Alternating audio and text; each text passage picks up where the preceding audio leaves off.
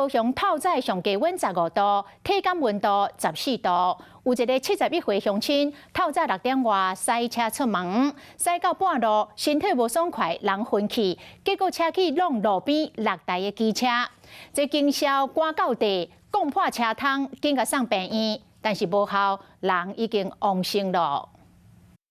警察卡车窗拢无人用，竟然弄破窗仔门。 刚看到车顶阿伯拢无叮当，情形真着急，因为伊人无爽快总昏去，才弄到路边的6台奥多麦。捡弄到奥多麦卡伫咧变电箱和轿车中，边个真侪台奥多麦车身毁损。听到声音他就撞过来，有一个小姐受伤。 没有机车的话，只要捆来直接中来，我们这边了。只要捆来，他心脏有问题。直接冲过来就卡住了。警察破伤的时候，他好像是打着 P 档，拉出来的时候是昏迷。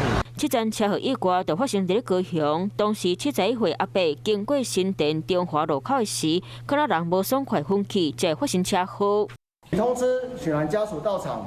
后续依规定报请检察官相验。那阿伯死去的原因，仍个继续调查厘清，有可能是因为天气伤过冷，心脏这定起，因为受到方面冷空气导南影响，高雄随便真冷，上低温体感温度刚好14度，气温变化嘛，可会让人心肌太调配，所以一定拢要做好保暖工课。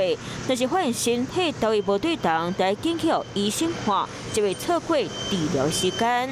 有事没事赶紧转开华视，还没有订阅华视的 YouTube 频道吗？赶紧按赞、订阅、开启小铃铛，我们华视 YouTube 见。